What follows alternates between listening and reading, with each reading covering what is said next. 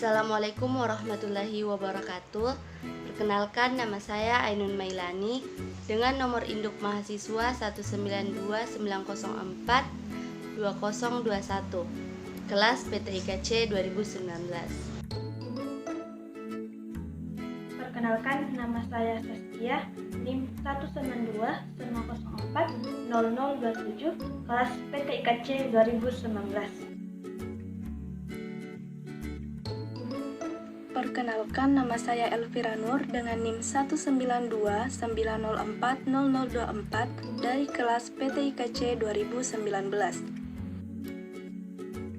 Perkenalkan, nama saya Reski Anissa Basri dengan NIM 1929041047 dari kelas PTIKC angkatan 2019.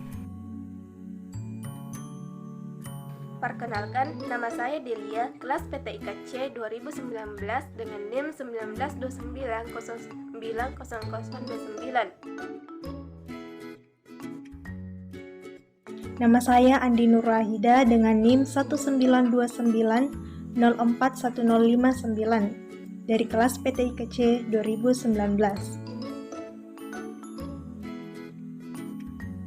Kami dari kelompok 1 akan membahas 3 pokok bahasan, yaitu yang pertama tentang apa itu media, yang kedua peran media menurut para ahli, yang ketiga peran media pembelajaran di era 4.0 atau 4.0. Pertama, saya akan membahas mengenai tentang media. Terlebih dahulu kita akan membahas mengenai apa sih pengertian dari media itu. Nah, istilah media berasal dari bahasa Latin yang merupakan bentuk jamak dari kata medium yang secara harfiah berarti perantara atau pengantar. Istilah media ini sangat populer dalam bidang komunikasi. Namun secara umum pengertian media adalah alat penghantar atau perantara yang berfungsi untuk menyampaikan pesan atau informasi dari suatu sumber kepada penerima pesan. Nah, dengan kata lain, media ini dapat kita artikan sebagai sarana untuk menyampaikan suatu pesan, di mana pesan yang ingin disampaikan ini adalah pesan-pesan dalam proses pembelajaran, yaitu materi-materi pelajaran yang hendak disampaikan pendidik atau pengajar kepada muridnya. Bentuk media terbagi menjadi 3, yaitu pertama, audio. Audio ini merupakan bentuk media yang melibatkan indera pendengaran, yaitu telinga. Kedua adalah visual. Visual ini merupakan bentuk media yang melibatkan indera penglihatan, yaitu mata.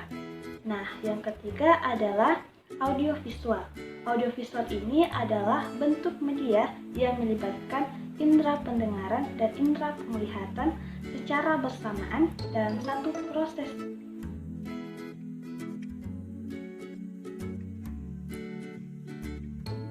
Selanjutnya adalah fungsi media.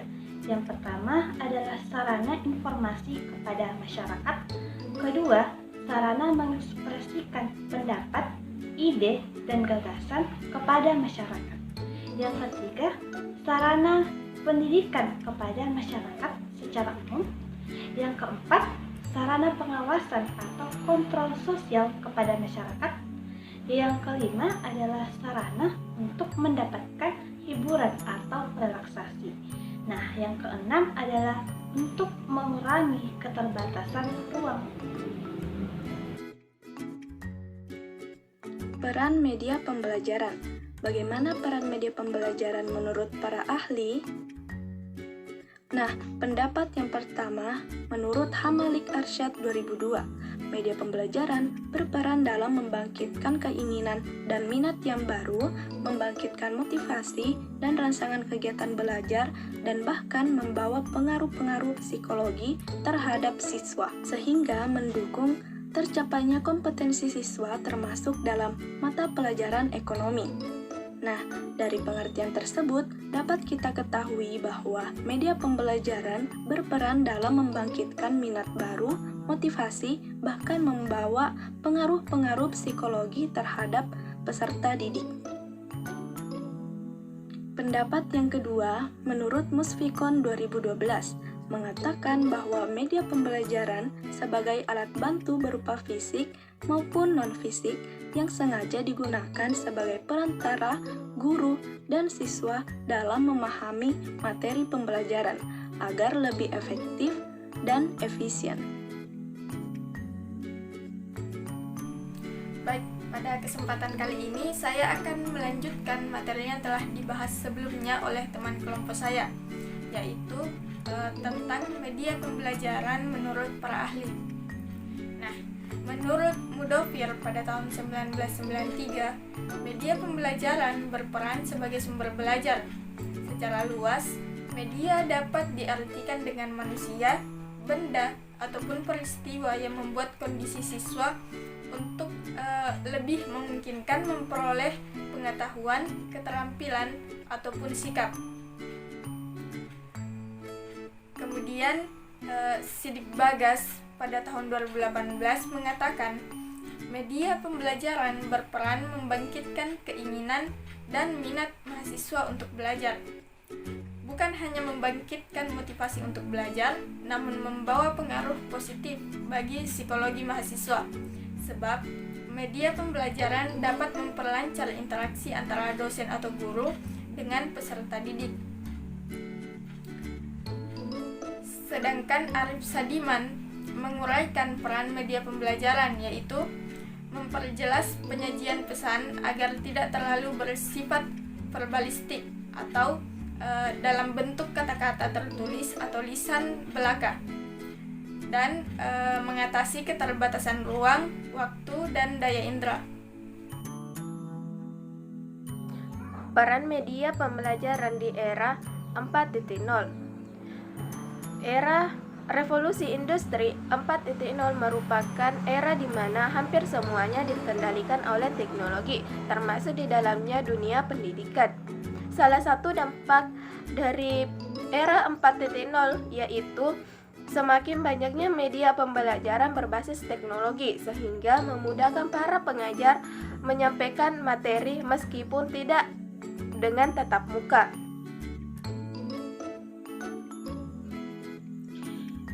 Era revolusi 4.0 telah membawa kita ke suatu teknologi yang dapat dimanfaatkan di bidang pendidikan, salah satunya dijadikan suatu media pembelajaran.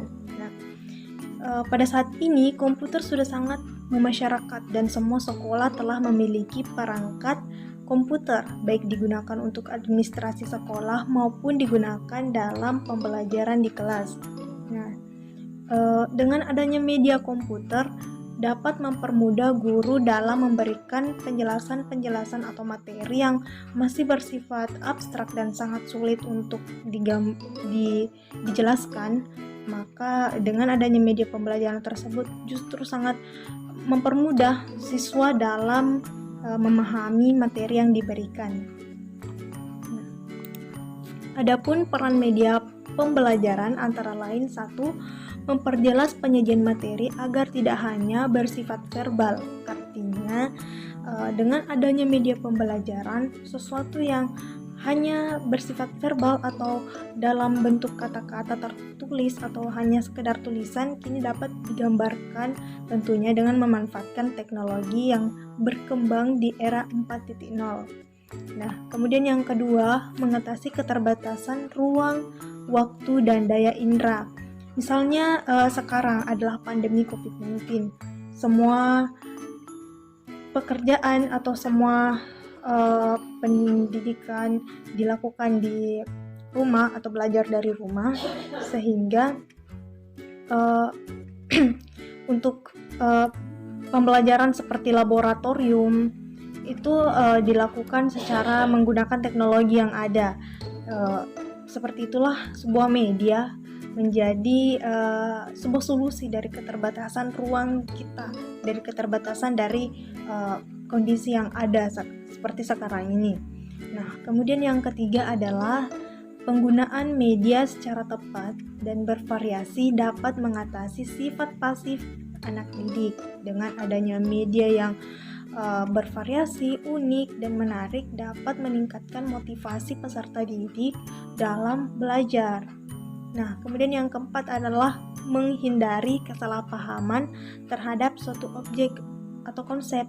Terkadang seorang guru atau tenaga pendidik menjelaskan suatu konsep atau objek tapi sangat sulit untuk dibahasakan. Nah, dengan adanya media pembelajaran, hal itu justru lebih mudah untuk digambarkan atau divisualisasikan kepada peserta didik. Dan terakhir adalah menghubungkan yang nyata dengan yang tidak nyata. Nah, seperti itu tadi. Mungkin saat kita menerima suatu informasi, kita masih membayangkan informasi tersebut. Nah, ternyata saat kita lihat visualisasi dengan adanya media pembelajaran tersebut, kita mungkin lebih mudah untuk memahami maksud dari informasi yang kita dapatkan. Mungkin itulah tadi penjelasan mengenai 3 pokok bahasan yang dapat kami jelaskan. Lebih dan kurangnya mohon dimaafkan. Terima kasih dan semoga bermanfaat. Minallahi musta'an walahi tiklan. Assalamualaikum warahmatullahi wabarakatuh.